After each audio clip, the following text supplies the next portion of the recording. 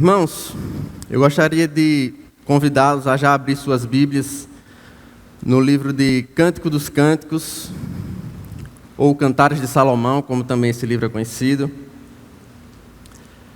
No capítulo 8, versículo de número 6. Se você tiver alguma dificuldade de encontrar esse livro, ele fica mais ou menos ao meio da Bíblia, logo após o livro de Eclesiastes. E enquanto vocês encontram, eu gostaria de compartilhar com vocês uma experiência pessoal que eu vivi há alguns dias.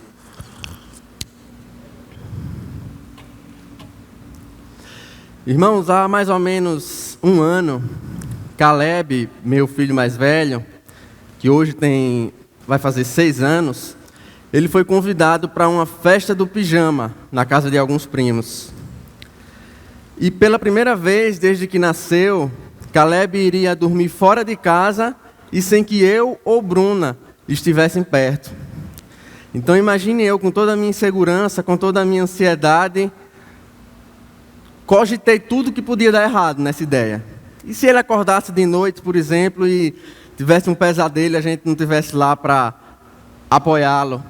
Se ele quisesse ir ao banheiro e por estar numa casa estranha não conseguisse, a gente não estivesse lá para levá-lo? Ou mesmo se já fosse tarde da noite e ele quisesse retornar e não fosse possível. Enfim, o fato é que mesmo sabendo, pelo que as pessoas que estavam lá nos comunicavam pelo WhatsApp, de que ele estava bem e que ele estava se divertindo, o fato é que eu não dormi direito, irmãos. A noite demorou a passar. E, para a glória de Deus, o dia chegou e nós poderíamos respirar mais aliviados, já que íamos pegar Caleb lá e saber o que realmente tinha acontecido lá naquela noite. E assim fizemos. Fomos buscá-lo ansiosos e achando que ele também ia estar ansioso, já que tinha sido passada a primeira noite longe de casa e longe dos pais. Puro engano, irmãos. Como diz a expressão popular, só que não. Caleb não só se divertiu como nunca, como dormiu melhor do que em casa. E para completar a frustração das minhas expectativas, quando a gente estava de saída, ele olha para mim com a cara mais lavada e fala: pai, pode ir, eu agora vou morar aqui. Então imagina o que se passou no meu coração. Eu não sabia o que sentia primeiro. Não sabia se dava uma bronca nele, não sabia se sentia raiva, não sabia se sentia tristeza. O fato é que, embora eu não quisesse estar me sentindo assim, eu não havia me alegrado por esse passo de independência que Caleb havia dado para além dos nossos cuidados. E isso surgiu, irmãos, sem que eu nem mesmo percebesse. Eu saí de um momento onde eu estava sendo um pai cuidadoso, preocupado com a segurança e com o bem-estar dos meus filhos, para um sentimento totalmente pecaminoso, o qual mais tarde eu precisei parar para avaliar o que eu estava sentindo e para me arrepender, para que esse sentimento não viesse a destruir a minha relação com meu filho, ou que mesmo viesse a se tornar uma relação tóxica, que atrapalhasse o seu desenvolvimento pessoal. Você já passou por algo parecido? Hoje, olhando para trás, eu consigo diagnosticar o que foi que se passou comigo naquela ocasião. Eu senti ciúmes por Caleb ter deixado a exclusividade de nossa dependência, irmãos. E sentimentos assim, eles não se resumem às relações familiares, como no meu caso. Mas quando menos esperamos, o ciúme ele pode invadir qualquer área de nossas vidas. A área profissional, a área familiar, a área de nossas relações pessoais e, pior de tudo, inclusive nossas relações como igreja também.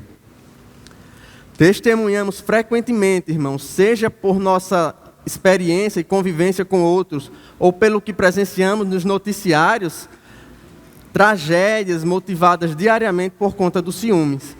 E não apenas isso, a Bíblia nos mostra, desde o início, de Gênesis a Apocalipse, tragédias motivadas também por conta de ciúmes. E por conta de toda essa vivência, nós costumamos fazer uma taxação muito associativa em relação aos ciúmes. Quando pensamos em ciúmes, nós logo pensamos em um sentimento negativo, em um sentimento que separa, em um sentimento que lhe causa insegurança, em um sentimento que vai nos causar restrição de liberdade, separação e tudo quanto for ruim. Mas será que é exatamente assim? Leiamos o texto de Cantares que nós abrimos agora há pouco. Cantares de Salomão, ou Cântico dos Cânticos, capítulo 8, verso 6. E o texto nos diz: coloque-me como um selo sobre o seu coração, como um selo sobre o seu braço, pois o amor é tão forte quanto a morte, e o ciúme tão inflexível quanto a sepultura. Suas brasas são fogo ardente, são labaredas do Senhor. Oremos, irmãos. Pai, nós queremos te agradecer, Senhor, pela tua palavra e pela direção que tu tem nos dado. Nos auxilia, Senhor, nesta manhã para podermos compreender tua palavra, para podermos aplicá-la à nossa vida, Senhor, e nos dá o teu Espírito para que essa palavra possa ser firmada em nossos corações e que ao sair daqui nós saiamos mais santos, mais parecidos com Cristo. É assim, meu Pai, que nós te oramos e já te agradecemos em nome do Senhor Jesus. Irmãos, há um grande dilema bíblico e teológico em relação a esse conceito de ciúmes. Isso porque, se por um lado nós vemos diversas ocasiões onde o ciúme foi o motivo do pecado e da queda de muitos homens, ao mesmo tempo, a Bíblia não mede palavras em taxar o nosso Deus como um Deus ciumento.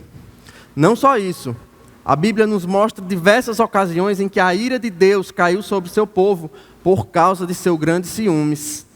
O próprio Moisés, na ocasião da entrega da lei, ele disse com todas as letras que o Deus de Israel é um Deus ciumento. E o que fazemos com isso, meus irmãos? Afinal, o ciúme é uma emoção boa ou má? Justa ou pecaminosa? Nós devemos repudiar o ciúme, ou será que esse sentimento teria alguma utilidade piedosa para o povo de Deus? A palavra de Deus, suficiente como ela é, tem muito a nos ensinar acerca disso, e até mais do que possamos esperar. Portanto, a primeira coisa que nós devemos fazer é assumir que o ciúme ele pode se manifestar de diferentes formas, e ele pode estar associado a diferentes sentimentos. E diante disso, como é que a gente pode distinguir essas diferentes expressões de ciúmes? Para começar, irmãos, vejamos uma narrativa que exemplifica um aspecto pecaminoso do ciúme.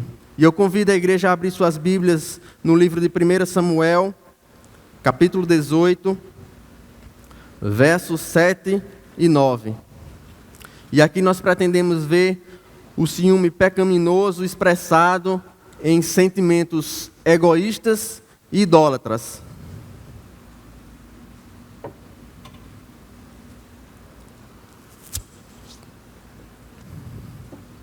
Primeira Samuel,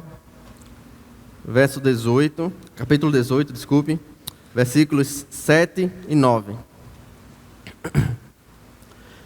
E o texto nos diz: enquanto dançavam, as mulheres cantavam. Saul matou milhares e Davi dezenas de milhares. Saul ficou muito irritado com esse refrão e aborrecido disse: atribuíram a Davi dezenas de milhares, mas a mim apenas milhares. O que mais lhe falta senão o reino? Daí em diante, Saul olhava com inveja para Davi.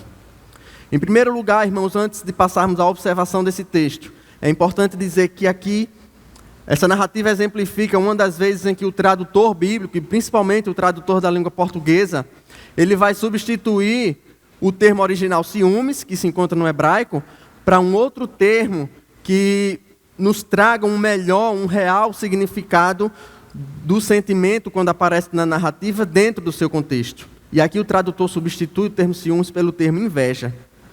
E partindo para a observação a esse texto, após a famosa luta entre Davi e Golias, Davi, que até então era um mero pastor de ovelhas, ele vai se aproximando cada dia mais do palácio de Saul.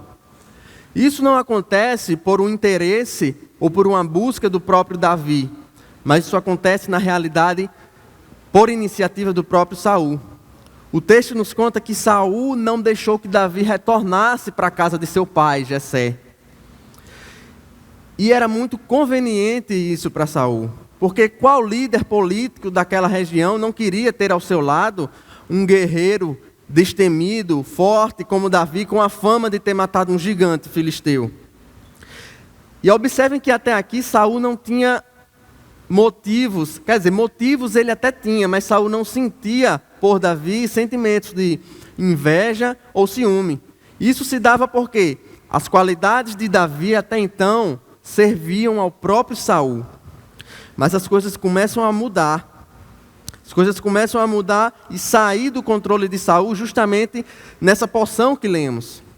Após retornar de uma batalha, onde o exército de Israel se saiu vitorioso sob a liderança de Davi, as mulheres vinham cantando em um desfile. Um fatídico desfile onde Saul ouvia: Saul matou milhares, mas Davi 10 milhares.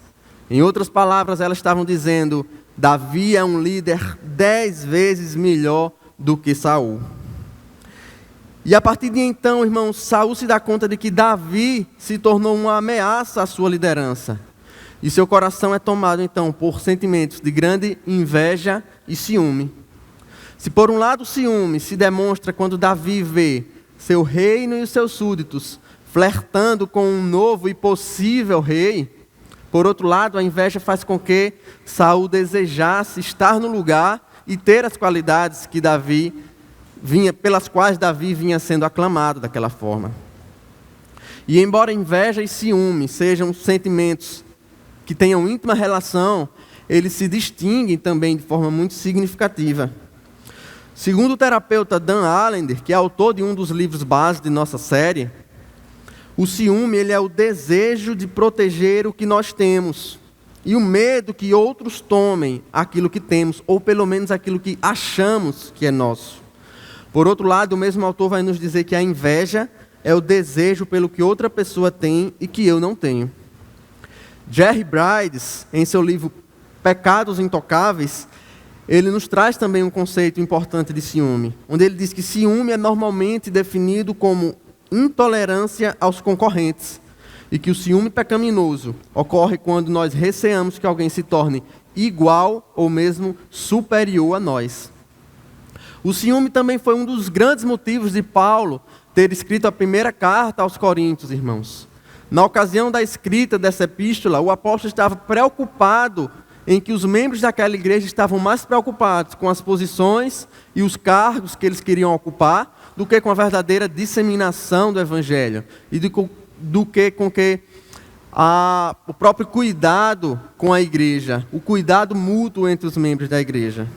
Escrevendo aquela carta, no capítulo 3, versos 1 e 3, o apóstolo diz: Irmãos, não lhe pude falar como a espirituais, mas como a carnais, como a crianças em Cristo.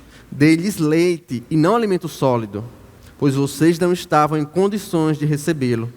De fato, vocês ainda não estão em condições, porque ainda são carnais.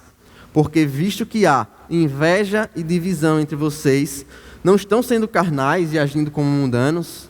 Aqui, mais uma vez, o tradutor ele troca o termo original ciúmes pelo termo inveja. E a advertência que Paulo faz aqui é a igreja, de fato. Mas na família, no trabalho ou no nosso círculo de amigos, o ciúme também afeta o nosso crescimento e o crescimento dos outros. Isso porque o ciúme ele não se alegra em ver as outras pessoas se desenvolvendo e crescendo para além da nossa influência. O ciúme pecaminoso, ele prefere que as pessoas à nossa volta regridam em suas vidas ou estejam estagnadas do que ver que se desenvolveram e se tornaram independentes para além daquilo que nós podemos influenciá-las. Como diz Paulo, irmãos, esse ciúme é um grande sinal de que ainda somos carnais, mundanos e espiritualmente imaturos. Ouvindo isto, você consegue lembrar de alguma ocasião em que você se achou com esses ciúmes? Será que alguma vez, por exemplo, no seu trabalho, o elogio que algum colega recebeu por parte do seu chefe desenvolveu em você um sentimento ruim, um sentimento negativo? Ou mesmo no meio da sua família, a preferência de seu pai por algum irmão em alguma ocasião fez com que você se sentisse mal? Ou você que é mãe de um filho já adulto, casado, e que viu que seu filho após casar-se cuida sacrificialmente de sua esposa, você sente também como se estivesse sendo trocada? Ou vocês que são avós, o que vocês sentem quando percebem que os seus netinhos têm preferência pelo avô do outro lado da família? A igreja, como lemos, também não está imune, meus irmãos, a esse tipo de sentimento. Ou será que vocês não viram alguém criticando as oportunidades que a liderança da igreja tem dado a um membro recém-chegado? Ou mesmo quando o pastor conseguiu abrir espaço em sua agenda para aconselhar um determinado irmão, mas quando eu precisei de aconselhamento, foi me designado um pastor auxiliar, um presbítero, ou até mesmo líder do meu PG. O que fazer, irmãos, quando surge esse sentimento? Como lidar com ele? Já que dificilmente iremos nos evitar de senti-lo. Em primeiro lugar, eu acredito que o que precisamos fazer é reconhecer humildemente esse sentimento. Porque nós costumamos frequentemente usar desculpas para negar que estamos sentindo. Usamos desculpa como, eu senti ciúmes de você? Jamais.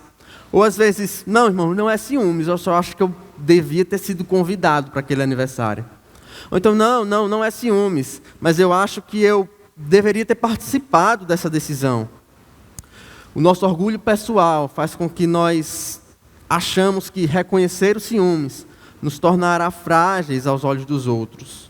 Mas nós precisamos entender, primeiramente, que só quando nós reconhecemos esse sentimento é que nós podemos tratá-lo à luz da Bíblia.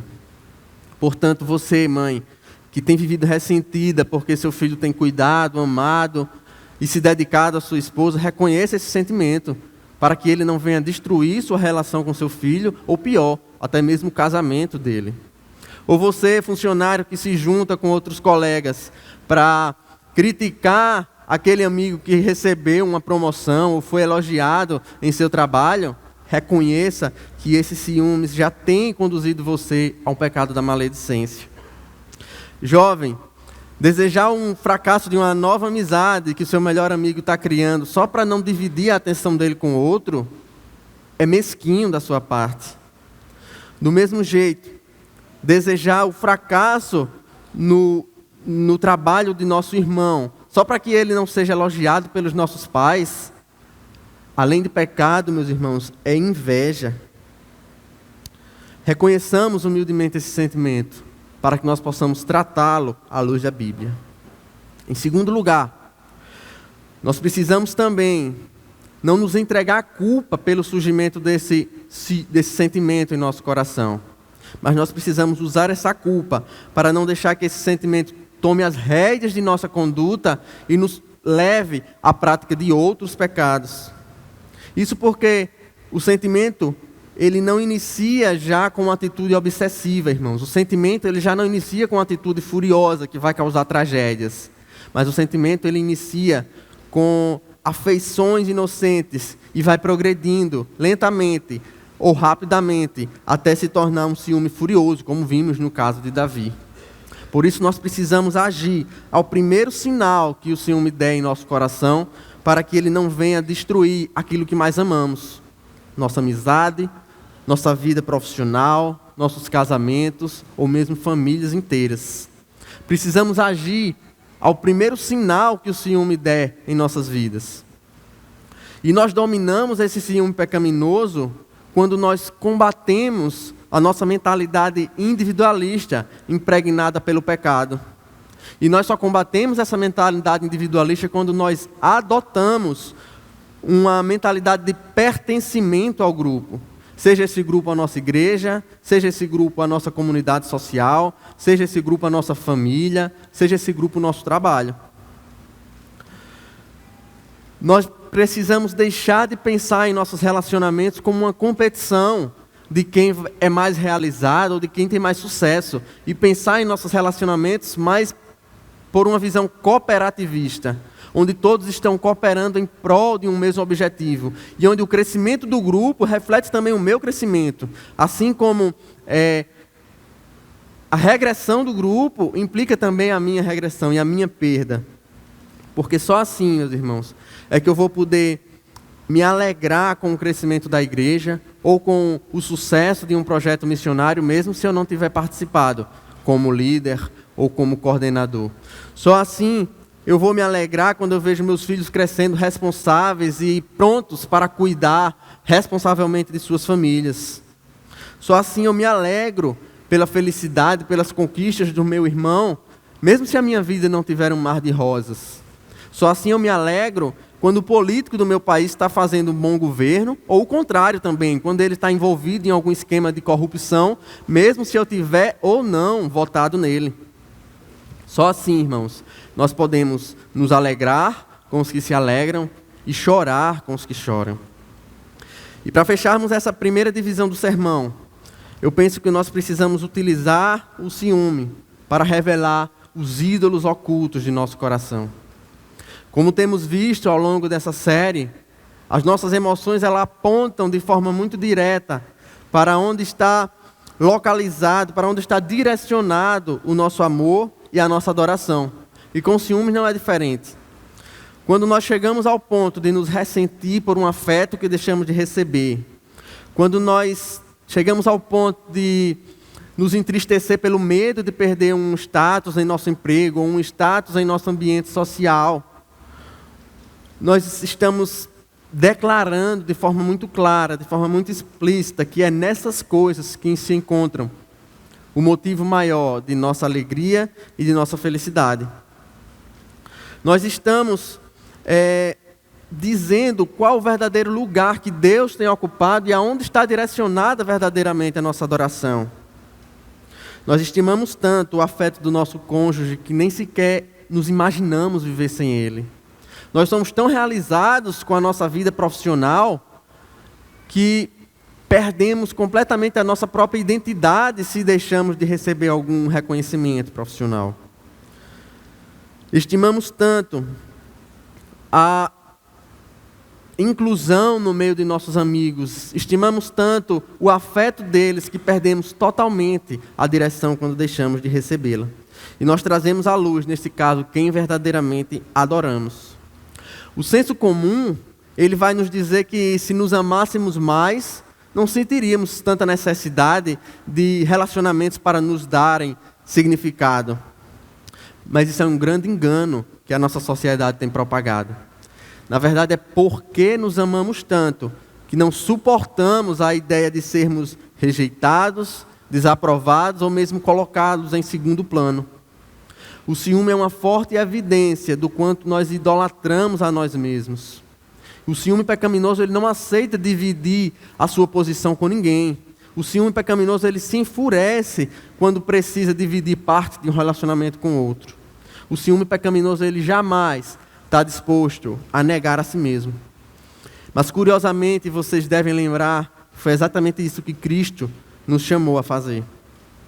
Conforme nos relata o evangelista Lucas, no capítulo 14, versículo 26 de seu evangelho, ele diz: se alguém vem a mim e ama seu pai, sua mãe, sua mulher, seus filhos, seus irmãos e irmãs, ou até a sua própria vida mais do que a mim, não pode ser meu discípulo. Sentimos ciúme pecaminoso, irmãos, porque não colocamos o nosso amor direcionado ao lugar certo. E tudo que nós amamos mais do que a Deus, todos os ídolos que nós colocamos à frente de nossa adoração por Deus, uma hora ou outra, vai nos destruir. Seja pelo ciúme, ou seja por qualquer outra expressão do pecado. Isso porque nós fomos chamados a adorar verdadeiramente um único Deus. E esse Deus cobra de nós, irmãos, adoração exclusiva. Mas como assim? Não é justamente esse desejo por exclusividade que caracteriza o ciúme, irmãos? Isso mesmo. Se vocês pensaram nisso, vocês pensaram corretamente. Quando nós trocamos a adoração ao verdadeiro Deus por adoração a ídolos, é o próprio Deus quem vai nos responder com seu ciúme. Mas não um ciúme fruto de pecado, fruto de inveja, fruto de idolatria, como no nosso caso, como vimos. Mas um ciúme totalmente legítimo e santo. E é aqui que nós entramos na segunda parte da nossa mensagem. E eu os convido para entender melhor como se dá esse ciúme em uma expressão de zelo, a semelhança do ciúme divino, abrindo suas Bíblias no livro de Deuteronômio, capítulo 32, a partir do versículo 26. Deuteronômio, capítulo 32, verso 26.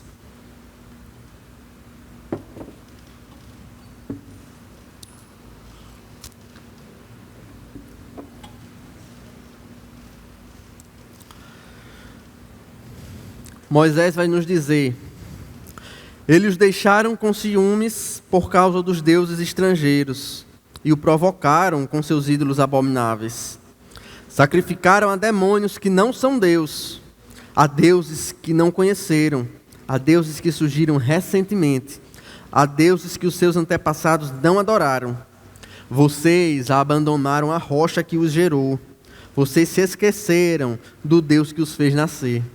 O Senhor viu isso e os rejeitou, porque foi provocado pelos seus filhos e suas filhas. Esconderei meu rosto deles, disse, e verei qual fim que terão, pois são geração perversa, filhos infiéis. Provocaram-me os ciúmes com aquilo que nem Deus é, e irritaram-me com seus ídolos inúteis. Farei que tenham ciúmes de quem não é meu povo. Eu os provocarei a ira por meio de uma nação insensata. Essa porção da Escritura, irmãos, ela faz parte do cântico de Moisés, já ao final de sua vida, quando Israel está prestes a tomar posse da terra prometida. E aqui o Senhor já havia revelado que Moisés mesmo não iria entrar na terra, e que embora o povo estivesse entrando, tempos difíceis estavam por vir. E conforme o Senhor revela nessa porção, através desse cântico, após entrar na terra prometida, após estarem fartos, seguros e bem estabelecidos, os israelitas trocam a adoração em gratidão a esse Deus que os fez chegar até ali, pela adoração a ídolos. E percebam um detalhe: Deus Todo-Poderoso, Criador dos céus e da terra, tira Israel, na verdade ele faz nascer Israel do meio da condenação, do meio da maldição do pecado, para que Israel fosse um povo salvo, o povo detentor da promessa de Deus. Ele não só faz nascer Israel, como sustenta Israel ao longo de toda a sua caminhada. Ele faz uma aliança unilateral com o povo sem que eles tivessem nada a dar a Deus em contrapartida. E o que eles fazem agora com esse Deus que os deu tudo, os segurou, sem que eles merecessem nada, é trocar a adoração por esse Deus, a adoração a ídolos que nem são deuses. E é justamente aqui, irmãos, que se encontra a legitimidade do ciúme do Senhor. E muito para além disso, é exatamente aqui que se encontra a motivação no coração de Deus para o seu ciúme. Ele sabe que o pecado do povo, que a idolatria do povo, é o que vai fazer com que eles pereçam mais tarde, com que eles sejam levados ao cativeiro e sofram maus bocados. Muito para além disso, ele sabe que a idolatria do povo é o motivo pelo qual eles deixarão de receber as muitas bênçãos que Deus ainda tem para eles. A motivação no coração de Deus, irmãos, não é outra, senão o amor, o cuidado e o zelo por seu povo. E esse amor, ele planeja para nós caminhos de bem e não de mal. E é por isso que quando traduzem o ciúme, se referindo ao ciúme divino, a palavra utilizada não é inveja, como vimos no caso do ciúme pecaminoso com Saul. Mas a palavra utilizada, irmãos, é zelo. E é justamente a palavra zelo que nós vamos encontrar na ocasião da entrega dos 2 primeiros mandamentos, quando no capítulo 20 de Êxodo, Moisés registra: não te prostrarás diante deles, nem lhes prestarás culto, porque eu, o Senhor, teu Deus, sou Deus zeloso. Ou seja, ele está dizendo: eu, o Senhor, seu Deus, sou Deus ciumento. E o ciúme aqui é classificado não como um defeito de Deus, irmãos, mas sim como uma qualidade maravilhosa, como uma natureza divina tão maravilhosa quanto sua misericórdia, quanto sua graça, quanto seu grande amor. Será que nós, irmãos, com nossas limitações humanas, podemos em alguma medida refletir esse amor santo e divino que Deus sente pelo seu povo?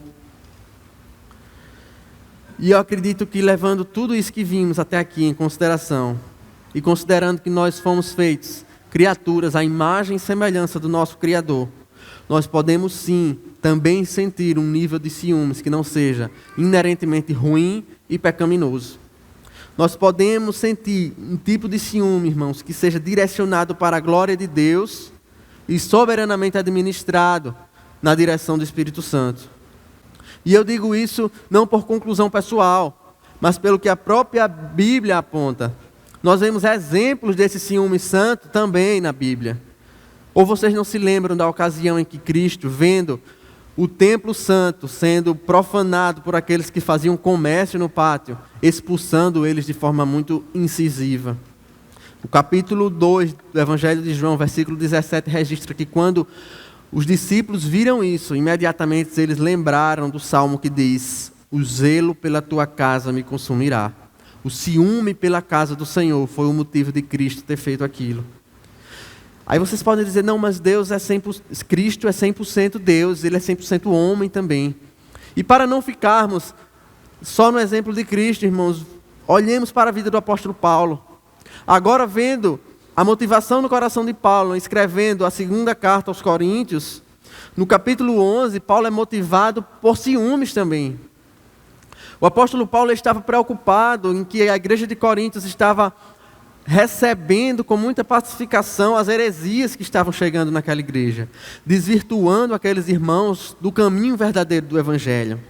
Escrevendo aquela carta no capítulo 11, 2 Coríntios, capítulo 11, versos 1 e 3, o apóstolo diz: espero que vocês suportem um pouco da minha insensatez. Sim, por favor, sejam pacientes comigo. O zelo que tenho por vocês é um zelo que vem de Deus. Ou seja, o ciúme que tenho por vocês é um ciúme que vem de Deus. Eu os prometi a um único marido, Cristo, querendo apresentá-los a Ele como uma virgem pura. O que receio e quero evitar é que, assim como a serpente enganou Eva com astúcia, a mente de vocês seja corrompida e se desvie da sua sincera e pura devoção a Cristo. Precisamos ter muito cuidado, irmãos, quando nós assumimos essa verdade. De fato, nós podemos refletir, sim, um ciúme divino e ter esse ciúme em expressão de zelo e amor. Mas nós precisamos entender também que esses sentimentos não são iguais. O ciúme de Deus e o ciúme humano, mesmo que piedosamente, eles são sentimentos bem diferentes. Isso porque esses sentimentos, essas emoções só têm o mesmo nome para que nós possamos, em nossa mente limitada, cauterizada pelo pecado, entender o anseio de um ser infinito como Deus, por adoração exclusiva. E em segundo lugar, nós precisamos entender que esses sentimentos são diferentes, porque Deus, com seu ciúme, Ele busca proteger o que de fato é sua propriedade. E nós, com nossos ciúmes, na verdade, em nossos relacionamentos, não temos propriedade sobre nada, nem sobre ninguém. Como diz a expressão popular, ninguém é de ninguém. E apesar da origem mundana dessa expressão, irmãos, é verdade que em nossas relações humanas, ninguém é de ninguém. E você pode estar se perguntando, mas e meu filho pequeno? E meu pai idoso, minha mãe idosa, que dependem muito de mim, eu não tenho alguma propriedade sobre a vida deles de forma alguma. Nós temos sim a responsabilidade e o privilégio de cuidar dessas relações e de proteger esses relacionamentos. Mas e meu marido, irmãos? E minha esposa? Eu assumi um compromisso diante da igreja, eu assumi um compromisso jurídico junto a ele. Eu não tenho propriedade sobre meu marido e minha esposa? Também não, irmãos. O casamento, ele é um compromisso mútuo de compartilhar a intimidade que só é possível entre duas pessoas. Proteger o nosso casamento é zelar pela aliança que fizemos diante de Deus. E zelar, como temos visto, é uma expressão do ciúme piedoso. Por isso que um ciúme zeloso na instituição do casamento, ele é reflexo do ciúme divino. Porque a relação entre Deus e a igreja também é uma relação exclusiva. E essa exclusividade está presente na instituição do casamento como em nenhuma outra instituição. Em nenhum outro relacionamento nós temos exclusão de outros, mas apenas na instituição do casamento, irmãos. E é exatamente por isso que em diversos textos a relação de Deus com o seu povo, ou de Cristo com a igreja, ela é comparada frequentemente com a relação do marido com a esposa. Paulo fez isso na porção que lemos na 2 aos Coríntios. E ele faz isso diversas outras vezes. Em Efésios 5, no conhecido texto, ele vai dizer: maridos, amem suas mulheres, assim como Cristo amou a igreja e entregou a si mesmo por ela.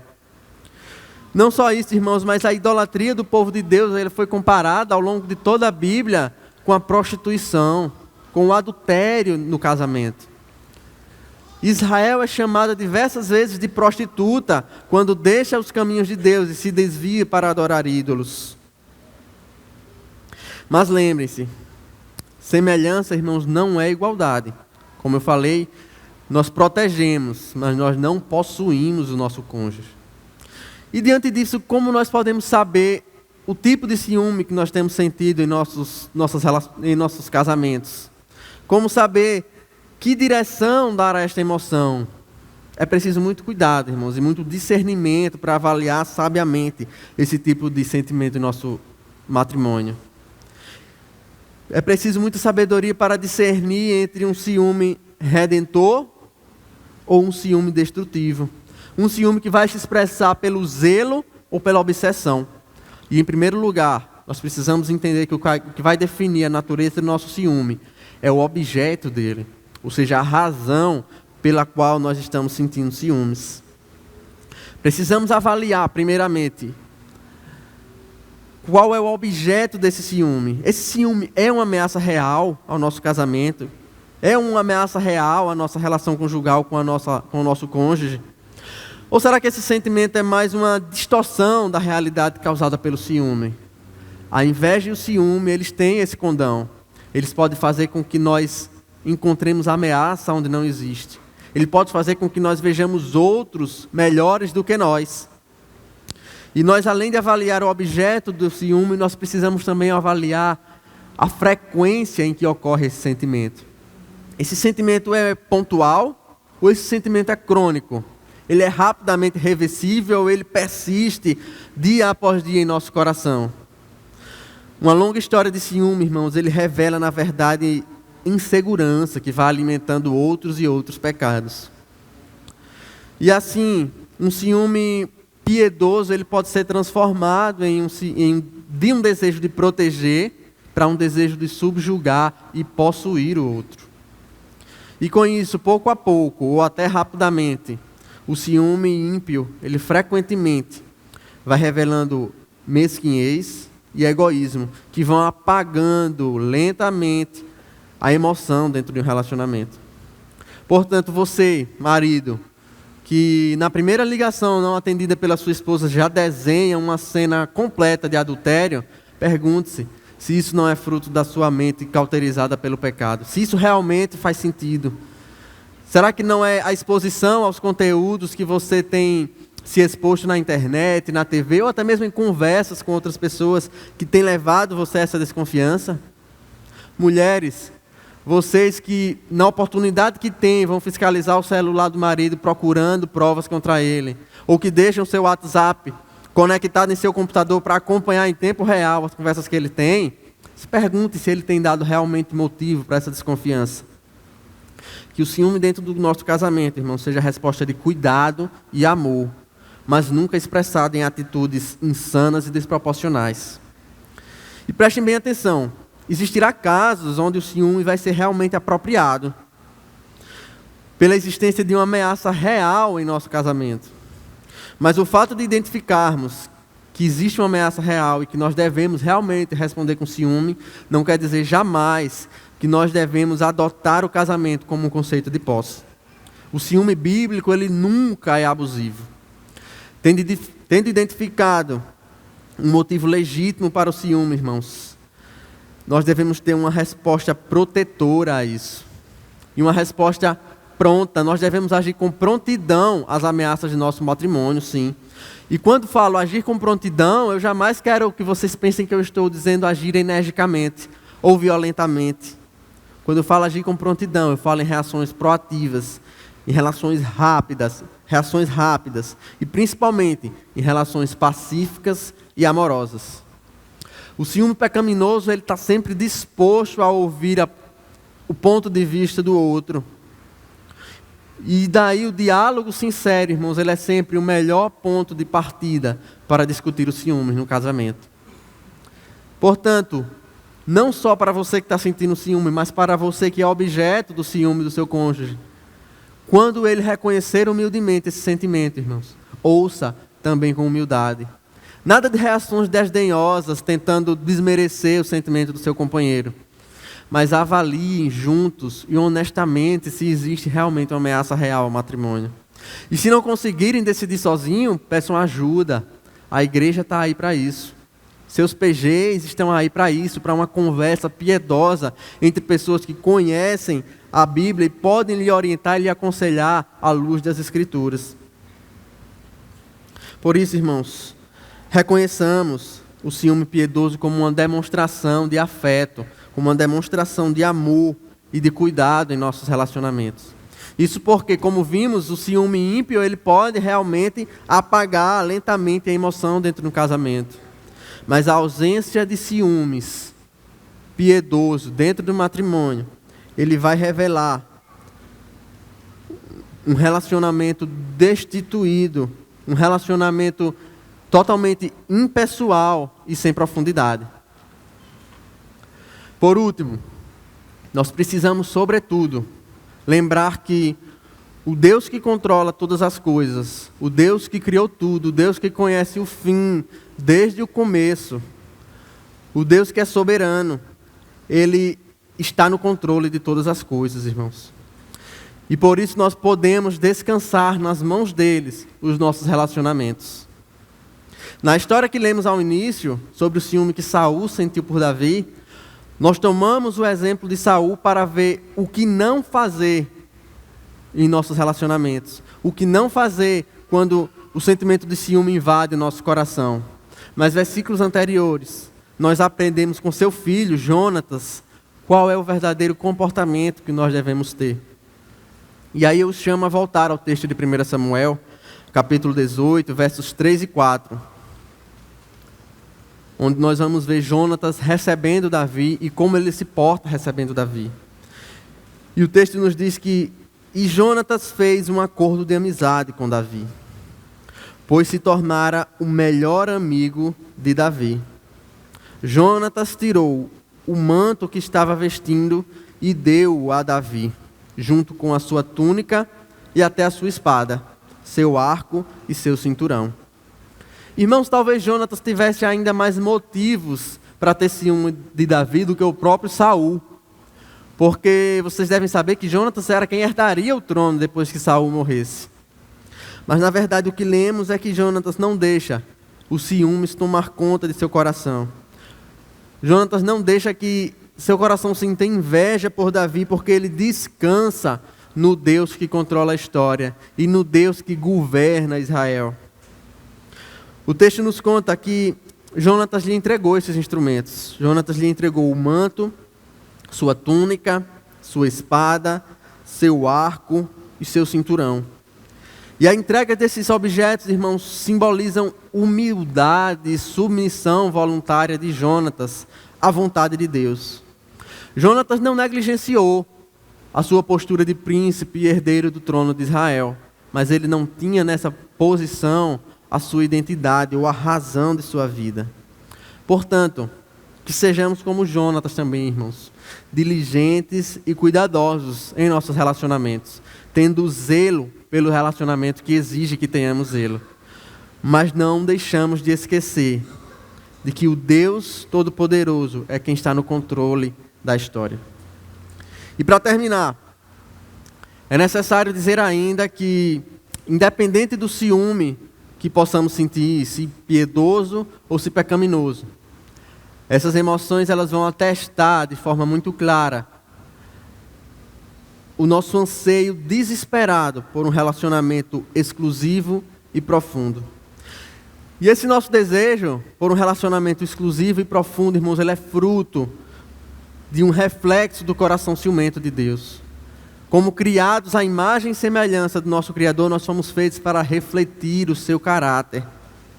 E é esse espelho divino que coloca em nosso coração o desejo de sermos amados de forma exclusiva. A má notícia é que jamais alcançaremos esse nível de relacionamento em nossas relações manchadas pelo pecado que temos hoje. Em uma ou outra medida, nossas relações sempre serão frustradas pela mancha que o pecado causou em nossas vidas. Mas a boa notícia, a maravilhosa notícia, é que é exatamente isso que Cristo prepara para nós na vida eterna. No capítulo 2 de Apocalipse, João registra as palavras do nosso Salvador, dirigidas à igreja de Pérgamo, no versículo 17. E falando daquela igreja, ele vai nos dizer: aquele que tem ouvidos, ouça o que o Espírito diz às igrejas. Ao vencedor darei do maná escondido.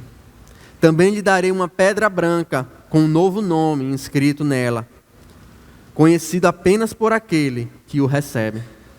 Depois que todos os inimigos de Cristo, irmãos, forem vencidos, na ocasião de sua segunda vinda, e quando nós estivermos recebidos e apropriados de um novo corpo, regenerado da maldição do pecado, o nosso Salvador nos promete um relacionamento tão íntimo, tão puro, tão exclusivo e tão profundo, que Ele nos conta que nos dará um novo e exclusivo nome.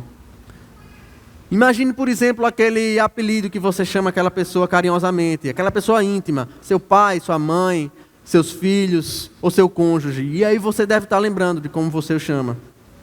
Imagine um nível de relacionamento que teremos com o nosso Salvador, quando Ele nos promete não só um novo nome, mas um maná escondido. Nosso anseio por exclusividade, irmãos, jamais será totalmente saciado nesta vida. Mas em Cristo, na vida eterna, nós seremos não só saciados, mas nós transbordaremos na plenitude do nosso relacionamento com o nosso Salvador.